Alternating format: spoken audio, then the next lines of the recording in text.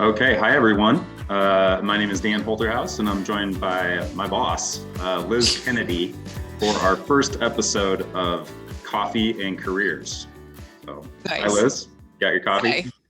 Yeah, I got some Hy-Vee caribou coffee. Okay. I'm on a Javalia kick. I don't know if you've seen those at high yellow yellow container. So, huge fan of Javalia. Right on. So let's just talk about what Coffee and Careers is going to be. Right now, our plan is to try to get together once a week and just have a short chat about all things career.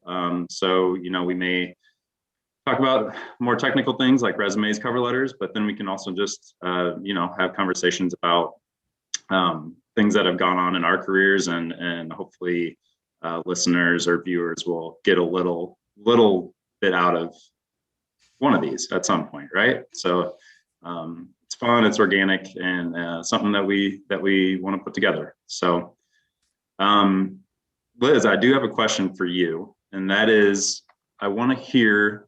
It's kind of two pronged, but I want to hear about one of your first jobs, and something that maybe you enjoy doing in that job, or how you've used a skill that you got in that job to translate over to what you do now. I think I was thinking about this question. This is kind of an interesting idea of thinking about to your first job and what did you learn that you're still using now. One of my first jobs was working for a frame shop. So there was a gallery in the Quad Cities that had original art, and they framed things. And you see these frame shops around. They're usually like small businesses run by one person. And I just stopped in there as a teen, and I was like looking for a summer job, and I was like, "Hey, can I work here?" And he's like, "Sure." I don't know.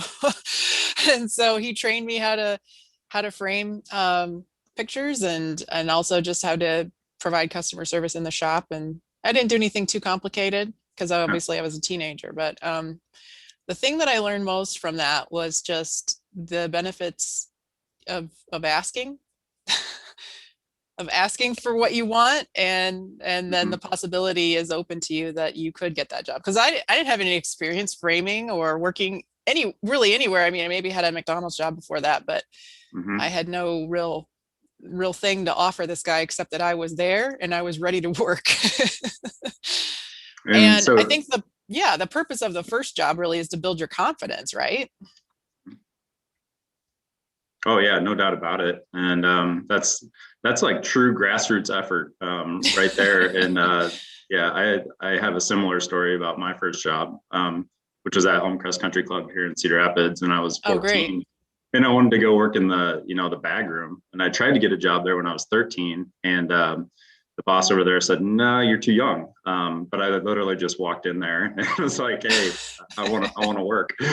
Um, and so I got an application and was able to go back in when I was 14 then, and start working. So yeah, very, very interesting.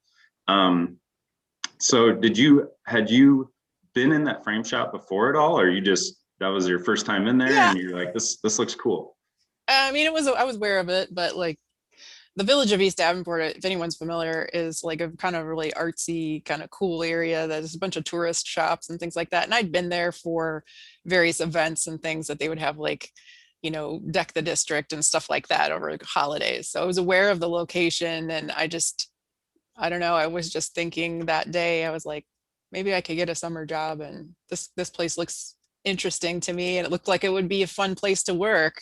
Mm-hmm. And if you get that feeling from a place, why not? And you're not working, why not? Why not go in and ask them, hey, are you hiring right now? Because they don't have to have a help wanted sign out in the window for you to potentially put your foot in the door. Yeah, and you mentioned that maybe the best thing you got from that overall is just going and asking for what you want. Hmm. Yeah. Yeah. I can't frame anything anymore.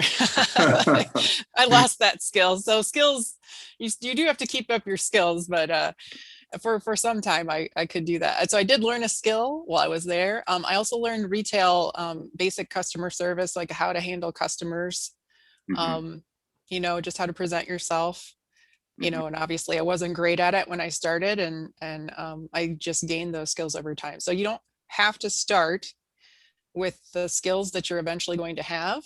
You just have to be open to the possibility and open to learning. And that was one thing Career Week, and hashtag Career Week. If you're interested in learning more about Career Week, you can visit corridorcareers.com/Career Week.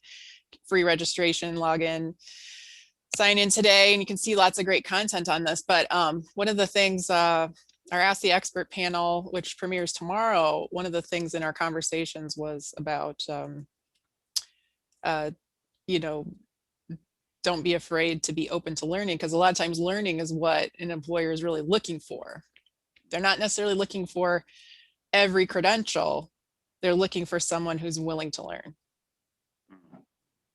Yeah, I like that. And for anybody listening, we're recording this on Tuesday, March 23rd. So it's the second day of Career Week. Been very interesting that you bring that up. I I would say that when you hired me a few years ago, I did not have on paper probably what was the correct qualifications, maybe. But I did have a big time interest in marketing and analytics, and definitely a desire to learn some of these, systems and processes that I use today. So, Yeah, I mean, I think as an employer, when you're looking over a range of candidates, you're looking at your pool, you're kind of seeing, okay, of this pool, who has the potential, even if they don't have the experience, because a lot of times, most jobs are very unique, right? Like they're going to have very particular skill sets, but those aren't necessarily going to be in your pool of candidates. And so I was just looking, like when I think back of when we hired you, it was really what you were bringing to the table with your person. Like we knew you had this openness to learn, and you had a drive that was like someone who really wanted to get at it and go after it. And that was more attractive than if someone had come and had like tons of experience in a very narrow niche. A lot of times employers are looking for people that are what they call T-shaped, which means that you have a firm foundation in something, and then you have an arm in each direction that may have certain skill sets. And at the Gazette, Corridor Careers, we're very kind of team oriented and lateral, like we have peer teams basically here that, everybody kind of collaborates. We don't have a very hierarchical structure here. right. And so those T-shaped types of candidates are really great fits, because then if you have an opportunity to do like, then if some project comes down the line that, hey, can somebody pitch in? Then you've got people that can maybe overlap and help out. Right. Yeah. Okay. Very cool. Well, let's go ahead and wrap this up. Our first go round of careers in coffee. Thanks for tuning in, and we'll hope to see you again next week. Thanks, Liz. Yeah, and if you guys have any suggestions for careers and coffees, any topics you want us to chat about, we'd be happy to take it up. Yeah, absolutely. All right. Thanks.